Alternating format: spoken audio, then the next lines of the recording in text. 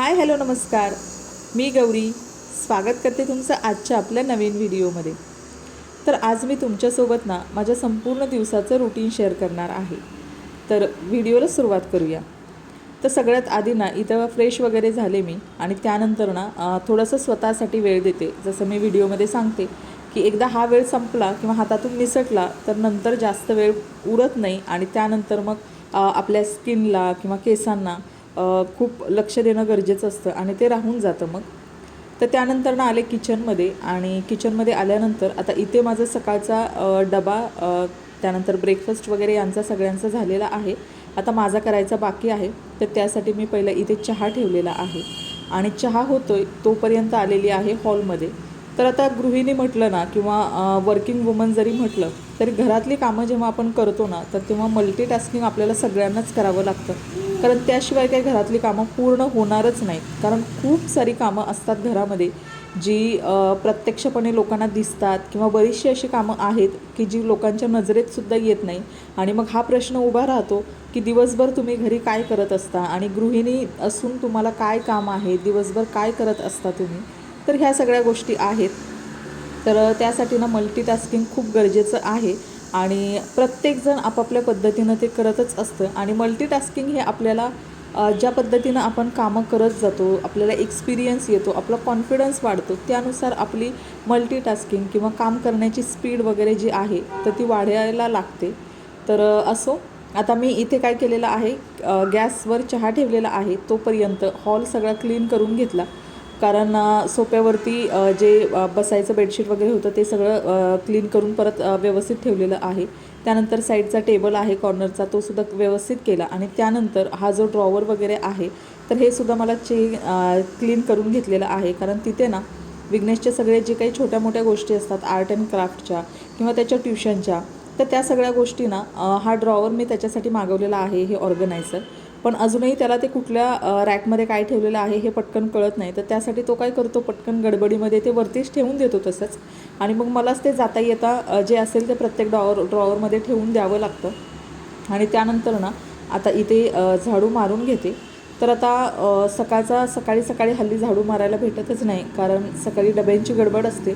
तर यांचा डबा वगैरे झाल्यानंतर हे व्यवस्थित सगळे ऑफिसला स्कूलला गेल्यानंतर मला निवांत टाईम भेटतो. तर तेव्हा मी झाडू वगैरे मारणं किंवा ही बाकीची सगळी माझी कामं सुरू होतात. तर आता झाडू मारून घेतला आणि लागलीच फरशीसुद्धा पुसून घेते. तर आता इथे तुम्ही बघू शकताय माझ्या आधीच्या व्हिडिओजमध्ये जर तुम्ही पाहिले असतील तर त्या व्हिडिओजमध्ये मी मॉपने लादी पुसत होते. म्हणजे प्रेग्नन्सीपासून ते आता डिलिव्हरीला 6 महिने होईपर्यंत मी मॉपनेच लादी पुसलेली आहे. पण आता मध्ये विचार केला होता की थोडंसं आता मॉप बंद करूया, कारण मॉपने लादी पुसायला मला इतकंसं ते आवडतसुद्धा नाही.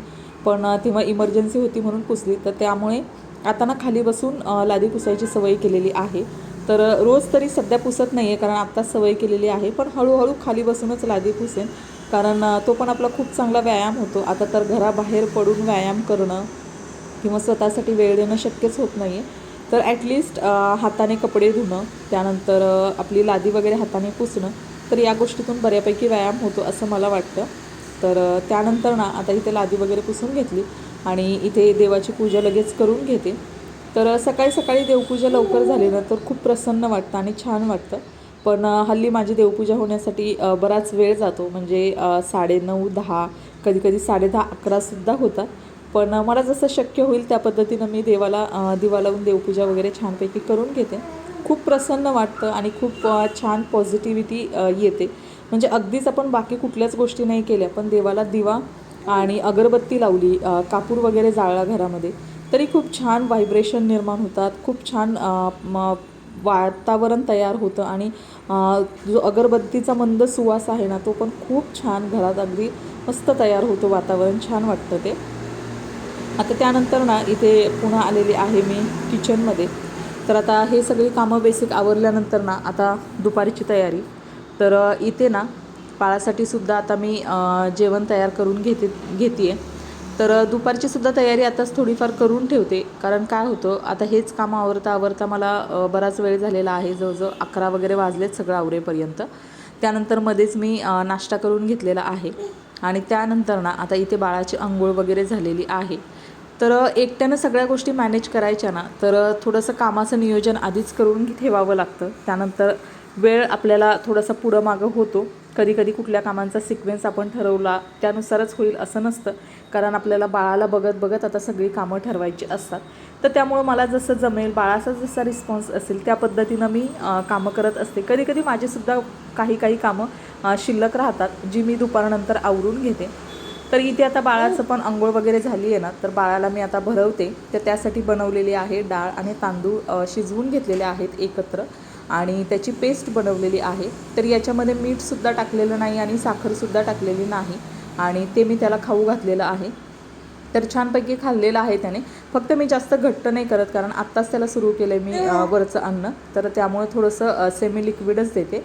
आणि आता हे सगळं आवरून झाल्यानंतर ना आली आहे. थोडंसं आता पाऊस पण सुरू आहे, त्याच्यामुळं सगळेच कपडे वाळत नाहीत. आता हे बाळाचे जे काही कपडे होते सकाळी धुतले होते, तर ते पहिले सुकत घालते आणि त्यानंतर आमची जी काही रेग्युलरची जी कपडे आहेत तर त्याची मशीनसुद्धा लावून घेते, कारण पाऊस आहे त्याच्यामुळं मशीनला लावलेली कपडेसुद्धा लवकर सुकत नाहीत. आणि आता इथं बाळसुद्धा माझ्यासोबत खेळतो इथे, तर त्याचासुद्धा थोडा आवाज येईल तुम्हाला, कारण तो झोपेल याची वाट बघेपर्यंत सगळी कामं माझी तशीच पेंडिंग राहतात. तर आता इथे बाहेर मशीन लावलेली आहे.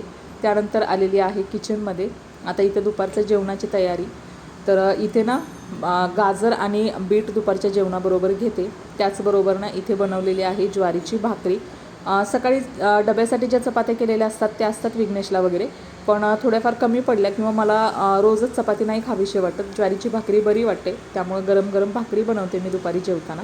तर आता इथे जेवणाचं ताट वाढते. सकाळची डब्याला केलेली दोडक्याची भाजी आहे. त्यानंतर इथे दुपारी बनवली आहे मस्त अशी गरमागरम कढी दह्याची, तर ती कढी घेतलेली आहे. त्यानंतर इथे आता हे मी विघ्नेशला देणार आहे ताट, तर त्यासाठी इथे मी त्याला वाढणार आहे चपाती. तर साईडलाच आता इथं पहिलं सॅलड वाढून घेते. गाजर आणि बीट आहे ते सुद्धा देते मी त्याला जेवणामध्ये, कारण हे जेवणाच्या नंतर असं कोणी खायला मागत नाही. तर जेवणाबरोबरच दिलं तर त्यानिमित्तानं ते पोटात जातं आणि लहान मुलांना तर हे खाऊ घालणं म्हणजे खूप मोठं काम आहे. त्यानंतर आता इथे चपाती त्याला देते आणि कधी तो भाकरीसुद्धा खातो, पण आज चपाती आहे तर त्यासाठी त्याला चपातीच देते. आणि ते गरम असा भातसुद्धा लावलेला आहे. तर छानपैकी आता आम्ही जेवण करून घेतो आणि त्यानंतर पुढची जी काही कामं आहेत तर ती आता इथे कपडे झालेले आहेत माझी मशीन, तर ते सुद्धा सुकत घालते. तर चला, अशा पद्धतीनं माझ्या कामाचं नियोजन मी करते आणि आजचा ब्लॉग इथेच एंड करते. व्हिडिओ शेवटपर्यंत पाहिल्याबद्दल मनापासून धन्यवाद. Bye bye.